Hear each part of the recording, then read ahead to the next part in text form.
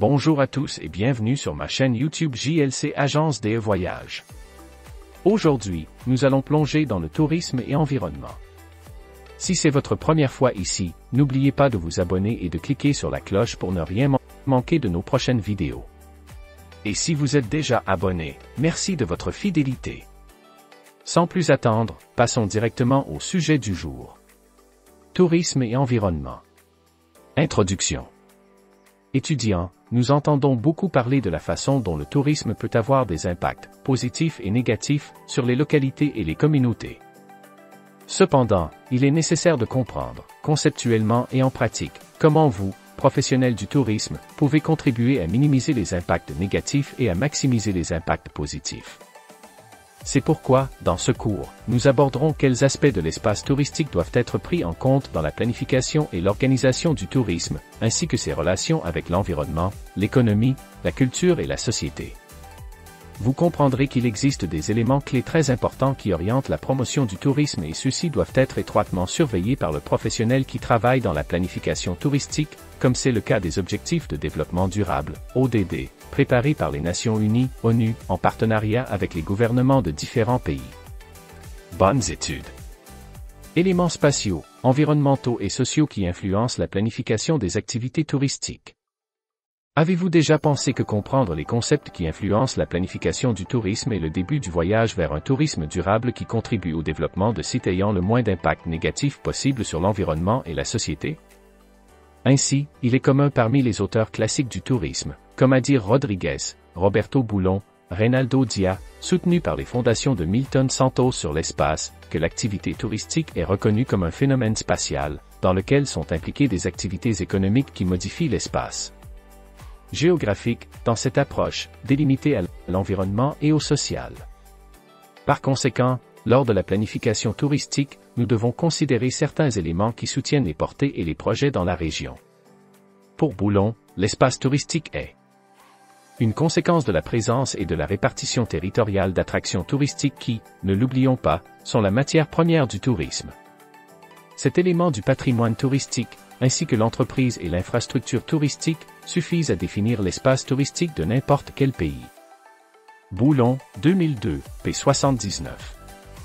Cette affirmation nous renvoie à ce que Milton Santos définit comme l'espace, un ensemble inséparable de systèmes d'objets et de systèmes d'action, Santos, 1994, p. 90, sachant que sa composition englobe également des fixes et des flux, Santos, 1988. p. 77. En contextualisant ce concept à l'activité touristique, on peut dire que les lieux qui envoient les touristes sont fixes, c'est-à-dire d'où proviennent les flux vers les lieux de réception, comme le souligne Rodriguez, 1996.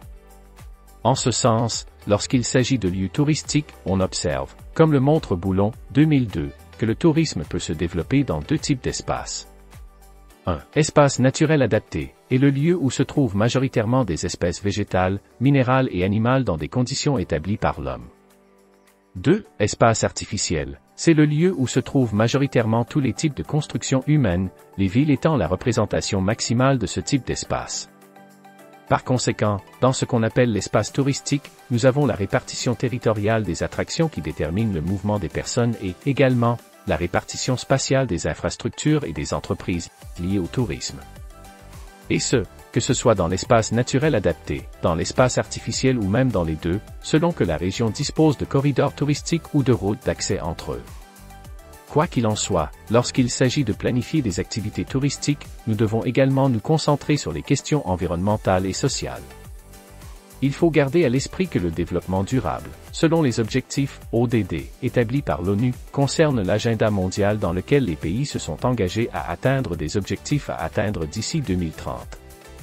Il existe 17 objectifs de développement durable, associés à 169 buts. Cependant, pour être considéré comme durable, le tourisme doit trouver un équilibre entre trois piliers, environnemental, économique et socioculturel. Dans le cadre des concepts d'espace que nous avons vus jusqu'à présent, la promotion de l'activité touristique doit préserver les caractéristiques des communautés et encourager l'appréciation culturelle. En ce qui concerne le pilier environnemental, nous devons nous concentrer sur la protection et la conservation de l'environnement. Le pilier économique est indissociable du développement social des localités. Les trois doivent être en harmonie. Ainsi, l'activité touristique a le potentiel, directement ou indirectement, de contribuer à tous les ODD et, explicitement, le tourisme est inclus comme objectif dans les objectifs de croissance économique inclusive et durable, objectif, émoticône, n'en croyant pas ses yeux, de consommation et de production durable, objectif 12, et utilisation durable des océans et des ressources marines, objectif 14. Les impacts du tourisme sur l'environnement et la société. Le mouvement des auteurs qui ont publié sur l'espace touristique, après 2015 d'utiliser les concepts des auteurs classiques du domaine des années 1990 et 2000 est explicite. On remarque cependant une approche plus actuelle dans ces publications. Auparavant, des tentatives de compréhension étaient faites. Les interactions spatiales provoquées par l'activité touristique, en recherchant la logique spatiale du phénomène dans la répartition des flux et des équipements. Ainsi, Pimentel et Castrogiovanni, 2015, affirment que, par la suite, l'intention était de comprendre la conception sociale de l'espace comme lieu visité, organisé et consommé pour ensuite avoir la conception la plus récente de l'espace touristique. Celle-ci doit être comprise dans son sens. Des termes symboliques et liés à la compréhension du quotidien, prenant en compte l'expérience des acteurs et les différences dans leurs agencements, c'est-à-dire les touristes, les autochtones et la manière dont le produit touristique est proposé. Par conséquent, les touristes, lorsqu'ils interagissent avec les acteurs locaux, génèrent des impacts positifs et négatifs sur l'environnement et la société. Eduardo Yazigi, 2001 et De Stefani, 2006, présente un avertissement important pour les approches de cette unité, lorsqu'il affirme que l'activité touristique peut s'autodétruire avec sa propre exécution, ce qui souligne la complexité de la planification et du développement du système touristique. Le tourisme représente, pour de nombreuses localités, une activité économique importante. Les bénéfices générés en tant que source de revenus et d'emplois ont également un impact sur d'autres secteurs de l'économie. Malgré cela, le tourisme conditionne ses consommateurs à voyager vers le produit touristique, ce qui rend l'activité vulnérable à tout changement survenant dans l'environnement culturel, social ou économique. De Stefani, 2006, p. 118.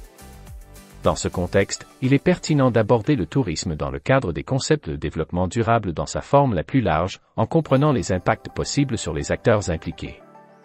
Swarbrook, 2000A, 2000B, nous donne des exemples de ces impacts. Le tourisme comme moyen d'atteindre les objectifs de développement durable, ODD. À partir de la compréhension des concepts présentés sur l'espace touristique et les impacts de l'activité touristique sur les lieux d'accueil et les acteurs impliqués, il nous faut, en tant que sujet actif dans la planification touristique, savoir établir des modalités de pratique de l'activité sous les aspects de développement durable. Développement. En 2015, les représentants des États membres des Nations Unies, ONU, se sont réunis pour évaluer les objectifs du millénaire de 2000 à 2015, l'éradication de la pauvreté étant reconnue comme l'un des plus grands défis mondiaux actuels. À cette occasion, le Brésil et les pays signataires ont convenu de l'agenda 2030. L'objectif de l'agenda 2030 est de guider les actions mondiales visant à promouvoir le développement durable, en faveur de la prospérité, de la planète, des personnes et de la paix. Il est structuré en 17 objectifs de développement durable, ODD, qui sont détaillés en 169 cibles. Nous notons que l'orientation générale des objectifs est en faveur de la protection de la planète et des processus écologiques, de l'éradication de la pauvreté et de la promotion d'une vie digne pour tous. En raison de son effet multiplicateur, le tourisme peut contribuer directement ou indirectement à tous les ODD. Plus précisément, le tourisme est cité comme une source motrice et un promoteur des objectifs contenus dans les ODD 8, 12 et 14, comme le montre le tableau 2. Saviez-vous que le Plan national du tourisme 2018 à 2022 lui-même a ses stratégies guidées par les principes de durabilité environnementale, socioculturelle, économique et politico-institutionnelle, ainsi que par les ODD de l'agenda 2030? Ce n'est pas étonnant, puisque l'effet multiplicateur de l'activité touristique permet au secteur d'avoir un impact sur différents secteurs et de promouvoir l'inclusion sociale. Pour vous donner une idée de la raison pour laquelle l'accent est mis sur le tourisme, jusqu'au début de l'année 2020, avant que le Covid-19 ne soit déclaré pandémie, le tourisme représentait plus de 10% du produit intérieur brut, PIB, mondial, OMT, 2019. Dans la reprise du tourisme post-pandémique, le scénario idéal est celui de la convergence des initiatives publiques et privées. Ainsi, l'espace, l'environnement, les touristes et les populations autochtones peuvent interagir harmonieusement, favorisant la préservation, le développement responsable et l'inclusion. répondre aux besoins des touristes et des régions d'accueil, tout en protégeant et en élargissant les opportunités pour l'avenir. Et voilà, c'est tout pour aujourd'hui. J'espère que cette vidéo sur le tourisme et environnement vous a plu et que vous avez appris quelque chose de nouveau. N'hésitez pas à laisser un commentaire ci-dessous pour partager vos pensées et poser vos questions, j'adore lire vos retours. Si ce n'est pas déjà fait, pensez à liker la vidéo et à vous abonner pour ne pas rater les prochains contenus. Merci d'avoir regardé, et à très bientôt pour une nouvelle vidéo.